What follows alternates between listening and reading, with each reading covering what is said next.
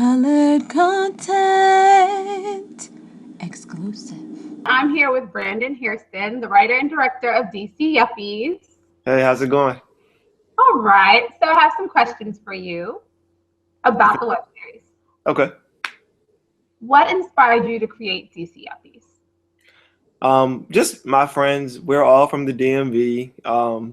Just being professional, successful, and just, like how we like to go to happy hours, the different types of relationships and the different types of drama that we have in our own circle, outside of our circle. But I just felt like it's so real that we're educated, but at the same time, we like to, I guess, loosen up and get a little out of character. So that's what that was my, motivation for writing the series.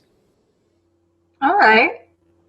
For people who aren't clear about the term yuppie, what does it mean and how is it relevant to the series? Well, a yuppie is a young urban professional.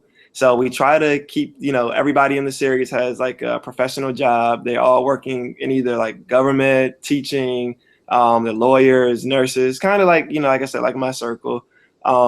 Sometimes they come off a little arrogant, but it's not too arrogant in a negative connotation. It's more so like, you feel accomplished. So you want to celebrate, you want to be out there a little bit more, your nightlife, you work hard, so you play harder, that type of thing. Is this the first web series you created? This is my first web series, yes. Okay, what got you on the path to creating a web series?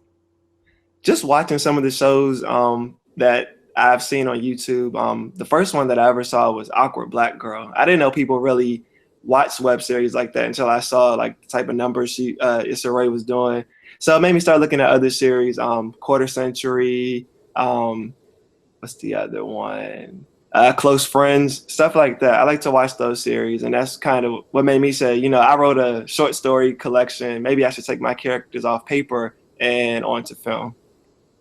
So what has been like the biggest struggle to create the series?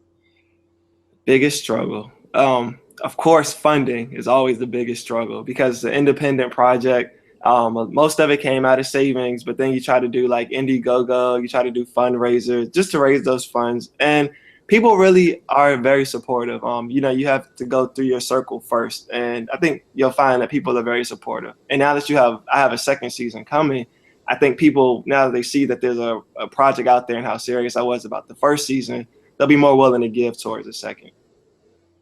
Yeah, I think once people have, it's bad to say, sometimes people have a follower mentality. Yeah. I call it little red hen syndrome, and they have to see you bake the bread first to kind of want a piece. Exactly. So hopefully they'll be more involved in season 2 and funding it. Yeah, I'm hoping so too. Being a media maker of color, how do you feel digital media has been a game changer?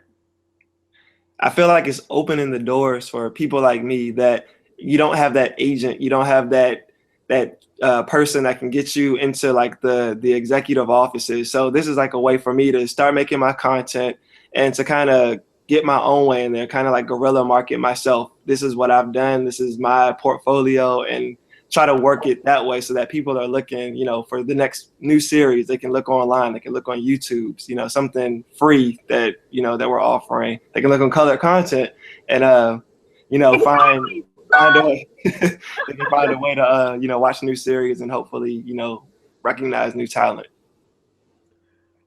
For me, I saw love was a really common thread in the storyline. Why did you choose to focus on that aspect in the show? I think as far as the audience goes, they love drama, they love comedy, but they want a good love story. It gives them something to root for, something to cheer for, somebody to hate, somebody to like. So I felt like love would be, the best way to keep them interested to see what's going to happen next. Short and sweet. Yeah. What can the fans look forward to seeing from you next? In terms of web series, in terms of writing, what else? Well, for the web series aspect, I'm getting ready to start filming season 2.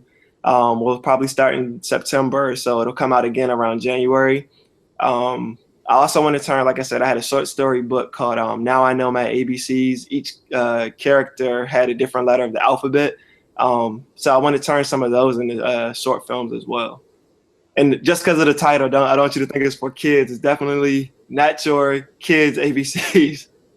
Okay, I guess it's like the rated X version ABC. Well, Or like no? PG-13 R, maybe a little X, a little bit of everything, but definitely not for anybody. I would say like 16 and under. Okay. Well, thank you so much for doing this interview with me. No problem. Anything else you want to plug or say anything else before we sign off? Yes, we're getting ready to launch our Indiegogo campaign for season 2. It'll run from July 1st all the way until September 1st.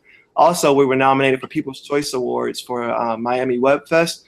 So if anybody that's listening, if you can vote for us at miamiwebfest.com/vote, all you have to do is put in DC Yuppies in your email address. That's it. And you can vote once per email address. I know some people have 2 or 3. Use all 3 and vote for us. All right. Well, I definitely will. Thank you. Thanks, Brandon. No Bye. problem. Thank you. Have a good one.